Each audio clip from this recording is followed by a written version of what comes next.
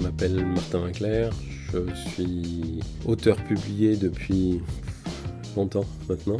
Et Soraya m'a demandé de répondre à 3 questions, ce que je fais bien volontiers. Pendant longtemps, je trouvais plein de raisons différentes. Je crois qu'il y en a une seule fondamentalement, c'est que j'ai envie de m'exprimer. J'ai envie de dire ce que je pense, ce que je ressens, ce que j'imagine, ce que j'ai découvert, ce que j'ai appris, et aussi de poser des questions. Donc fondamentalement, tout ce que j'écris vise à mettre sur le papier tout ce que j'ai dans la tête et qui sont aussi bien des choses que j'ai envie de partager, des choses que j'ai envie d'exprimer, de confier, et des choses que j'ai envie d'interroger ou de transmettre. J'ai lu beaucoup de choses, j'ai presque 70 ans, donc j'ai eu le temps de lire beaucoup de choses. J'ai lu beaucoup de romans, beaucoup de nouvelles. J'aime beaucoup les nouvelles parce que c'est presque une forme naturelle, je trouve, de narration, c'est-à-dire c'est une forme courte, condensée, dans laquelle il peut y avoir beaucoup de détails, mais dans laquelle on va droit au but. C'est pas que j'aime pas le roman, j'écris des romans qui sont souvent très longs, mais j'ai toujours vu les romans comme une suite de nouvelles, ou une suite de textes courts. Donc j'aime les textes courts, j'aime les textes plus longs quand ils sont écrits de telle manière qu'à la fin d'un chapitre, vous avez envie de lire le suivant. J'ai lu beaucoup de bandes dessinées, des comic books américains et des bandes dessinées franco-belges. Je lis des livres historiques, j'aime beaucoup un certain nombre de domaines de l'histoire, en particulier l'histoire de l'humanité, l'anthropologie.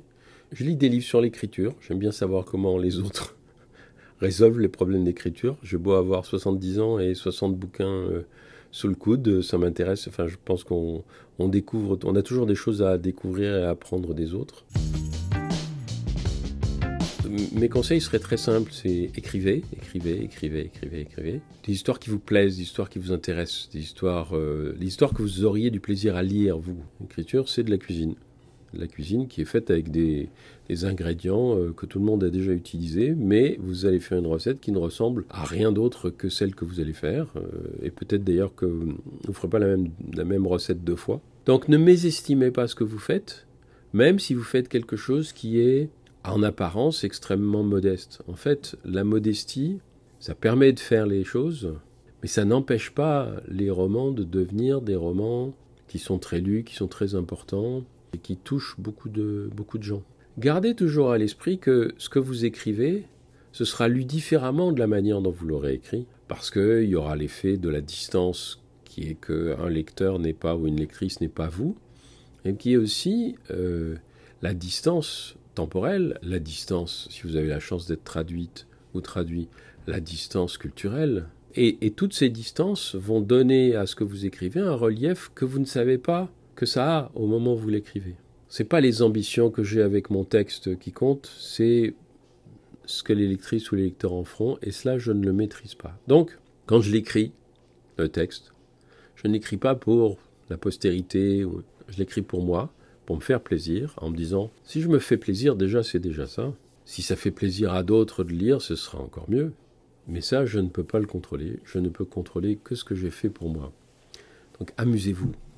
Ça, je pense que c'est très, très important. Amusez-vous à écrire. Faites-vous plaisir en écrivant. Et vous pouvez vous faire plaisir de manière très différente. Vous avez le droit de vous faire plaisir en assassinant quelqu'un, dans votre texte.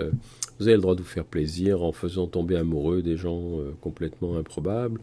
Vous avez le droit de vous faire plaisir en inventant un monde qui n'existe pas. Vous avez le droit de vous faire plaisir absolument de n'importe quelle manière. Amusez-vous. Faites-vous plaisir.